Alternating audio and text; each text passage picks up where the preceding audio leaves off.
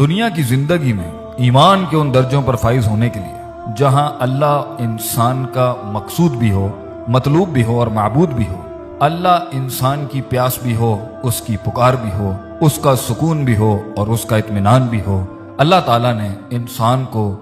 دنیا کی پیچیدگیوں سے نکلنے کے لیے زبردست فارمولہ سورہ آل عمران کی آیت نمبر 164 میں اللہ فرماتے ہیں وَيُزَكِّيهِمْ وَيُعَلِّمُهُمُ الْكِتَابَ وَالْحِكْمَةَ۔ تین چیزوں کو مان کر اس پر اپنی زندگی کو گامزن کر کے انسان دنیا کی تکلیف، غموم اور ہموم سے نکل کر سکون اور اطمینان کی اور ایمان اور احسان کے درجوں پر فائز ہو سکتا ہے، جس کا پہلا سٹیج یزکیہم تزکیہ ہے۔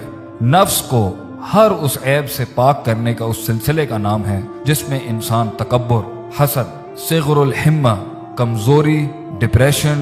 بزدلی، قائری کا شکار ہو جاتا ہے، لوگوں کو اپنا الہ بنا لیتا ہے اور دنیا کے پیچھے ہی لگ کے اس کی عبادت میں گامزن ہو جاتا ہے۔ وہ سمجھتا ہے لوگوں اور مال سے ہی اس کی زندگی کامل بھی ہوگی اور اس کا دلی سکون اس تکمیل تک پہنچ جائے گا جس کی تلاش کے لیے وہ اس دنیا میں بھیجا گیا تھا۔ اس پروسیس کو، اس پروسیجر کو تزکیۃ النفس کہتے ہیں، نفس کو پاک کرنا، اور یہاں پر اپنے دل کے اندر اللہ کی یاد کو، اس سے امید کو، اس سے محبت کو، اس سے رجا، اس سے ڈرنا، اس پر توکل رکھنا، کامل اعتماد رکھنا کہ اللہ کی ذات ہی ہے جو کل تھی، آج ہے اور ہمیشہ رہے گی، اس کو اپنے اندر پختہ کرنا۔ اس پروسیس سے جب انسان گزر جائے گا تو اسے دوسرے پروسیس میں انٹر ہونا چاہیے جو ہے تعلیم، یعلمہم الکتاب۔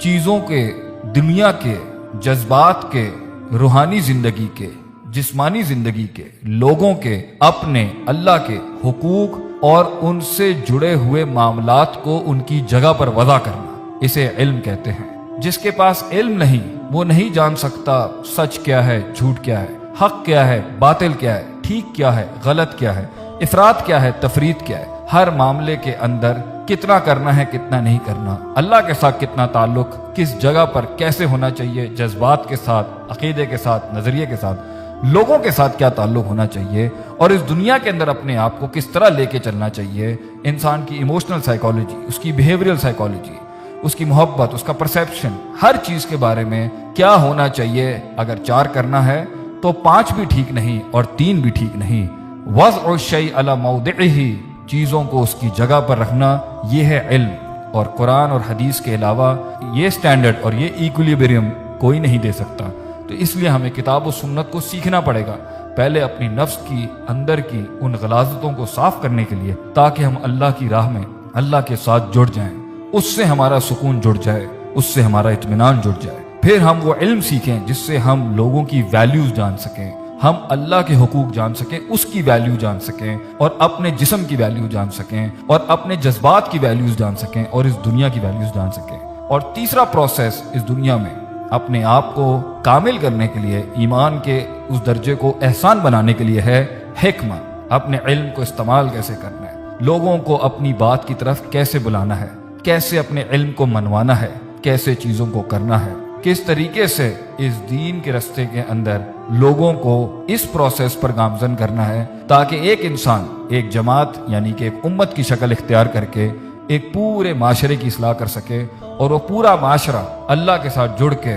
دنیا کے اندر سکون اور اطمینان کی طرف گامزن ہو سکے۔ جب تزکیہ نہیں ہوگا، تعلیم نہیں ہوگی اور حکمت نہیں ہوگی تو ہوئی انسان دنیا کو اپنا معبود بنائے گا، دنیا میں اپنا سکون تلاش کرے گا، لوگوں میں اپنا اطمینان ڈھونڈے گا، لوگوں کی عبادت کرے گا، چیزوں کو ان کی وجہ سے ہٹائے گا اور دنیا میں فساد پیدا کرے گا، اپنے آپ کو الہ کہے گا یا لوگوں کو الہ کہے گا، اپنے آپ کو خدا کہے گا یا لوگوں کو یا اشیاء کو یا مال کو ہی خدا کہے گا۔ لوگوں نے اس دنیا میں وہ فساد اس لیے کیا کیونکہ وہ اصل علم سے دور تھے، اور اگر علم تھا تو نفس پاک نہیں تھا، اس میں سائیکوپیتھیز اور وہ تزکیہ نہیں تھا، اور اگر تزکیہ بھی تھا اور تعلیم بھی تھی تو حکمت نہیں تھی۔ کون سا کام کہاں، کب، کیسے، کس اماؤنٹ میں، کس کوانٹٹی میں، کس انٹینسٹی کے ساتھ کرتے ہیں، ان تینوں چیزوں کا بیلنس نہ ہونے کی وجہ سے انسان بحیثیت ایک امت، انسان بحیثیت ایک جماعت، انسان بحیثیت ایک فرد سکون اور اطمینان اس نیچرل بیلنس سے دور ہو گیا۔ اللہ تعالی ہمیں اپنی زندگی میں اللہ کی دی ہوئی ان تعلیمات پر عمل کرنے کی توفیق عطا فرمائے۔ تاکہ ہم خود کو اور اس دنیا کو سکون کا اور اللہ کے ساتھ اطمینان کا ایک گھر بنا سکیں۔